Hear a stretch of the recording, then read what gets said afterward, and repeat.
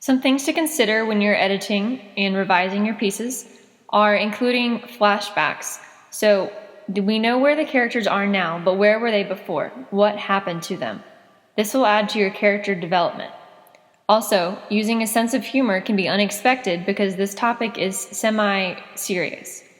And also, irony. You can use dramatic irony where the audience knows something but the characters don't, or you could just use regular irony.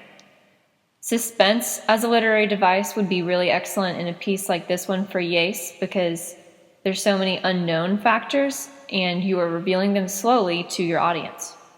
Similarly, foreshadowing can be used throughout your piece to lead to what is to come. So to develop your point of view, you need to decide who the narrator is. Is the narrator going to be you? Is it going to be the person you've put in your story? And from what point of view is the story told?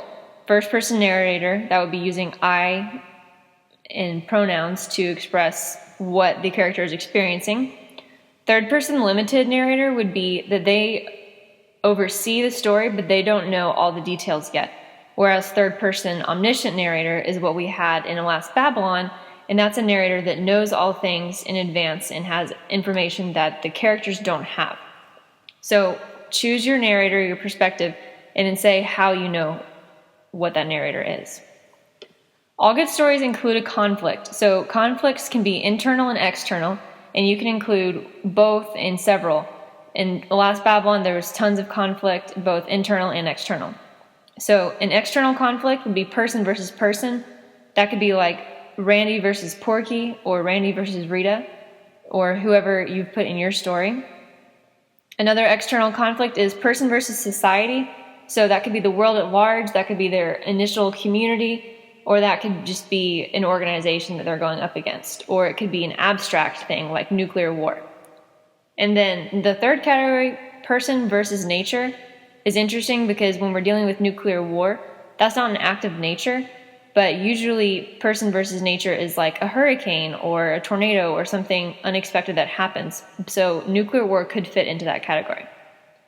And then internal conflict is the person versus themselves. Like, do they enter the door? Like, what happens next? The struggle within.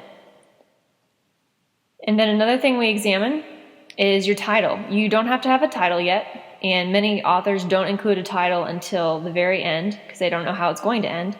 But the title should indicate something about your work. So if we called Alas Babylon by the name of Harry Potter or The Idiot's Guide to Global Warming, that wouldn't tell us very much about nuclear war happening in there, or the forewarning.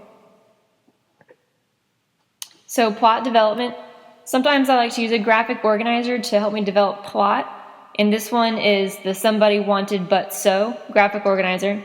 And you just set it up with your characters. So you start with your character, that's your somebody, and that somebody wanted what? They had a goal they were seeking. Was it to get more food? Was it to seek medical treatment? Was it to feel the sunlight on their face? What did your character want?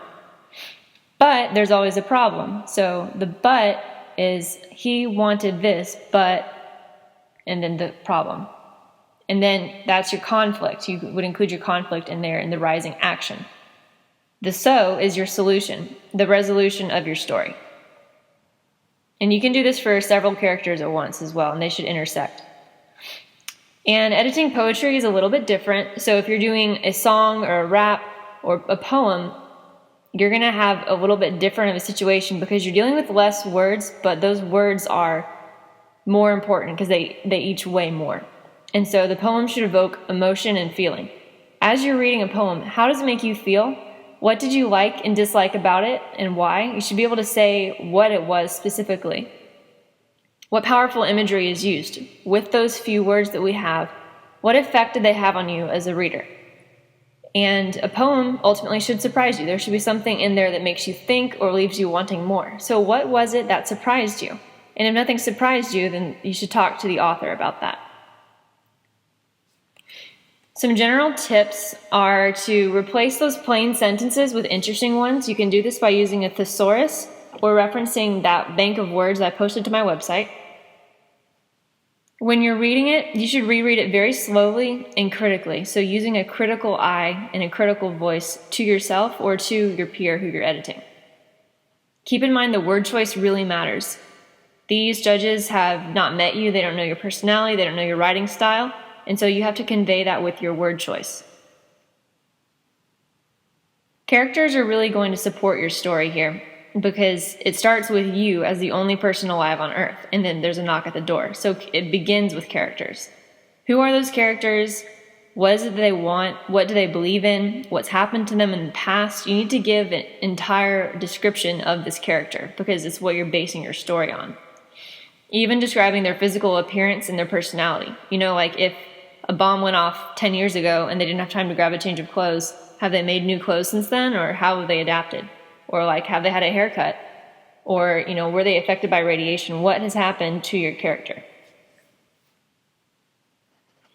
And then like we said with the poetry, there is a mood. So your piece should have a mood. Some people's pieces are for warning, some people's are funny, some people's are just very, very serious, and some are gory. So there should be a mood, and the audience should experience something. You should give them a reaction.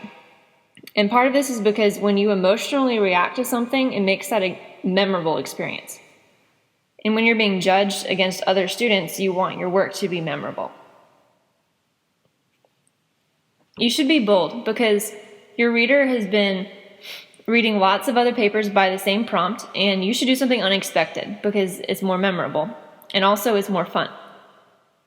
And as you're editing your own and revising other people's, look for the literary devices. By now we're very familiar with literary device, and we've got a bank of them, and we've been talking about them since August. So, how does your protagonist change? Do you have a dynamic character, static character, both? In what ways? How does your protagonist change? Some of the words we talked about today in class that are boring are said, went, bad, sad, and happy. If when I'm reading these, I notice that said, went, bad, sad, and happy have been used, I'm probably just going to circle those and encourage you to choose new words, more descriptive words, because those word choices make a difference in the experience of reading your piece. And as the author, how are you using setting to enhance your story? Is your set 1,000 years in the future, 1,000 years in the past? Where is it set in time, and where is it set in space? So is it in Canada? Is it in middle Georgia? Is it deep in the ocean? Where have you put your characters? And use your setting to your advantage to enhance your story. One thing that can happen is when you have so many ideas, you just go on and on and on talking about the events.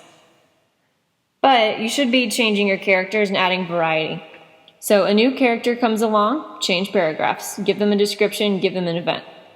When a new event happens, change paragraphs. When you introduce a new idea, change paragraphs. When the setting changes, change paragraphs. When a new person is speaking, when you're using dialogue, it's good to start a new paragraph. Or if you're doing that foreshadowing or that flashback I talked about, and time is jumping, just so your reader is able to follow that time jump, you should change paragraphs. And then what it means by when the camera moves, that's like the setting. So if we were and then Randy left River Street and went to Pistolville, we wouldn't keep Pistolville and River Street in the same paragraph. We would change that because it signifies a change in the camera. So imagine your piece as a movie. And so these were the tips that I had during class today. If there's anything else that you noticed would be helpful to you, I would be happy to post that. Check online on my classroom website. I have all those word substitutions, especially for emotional words and for descriptive words. It's really helpful, and I encourage using it.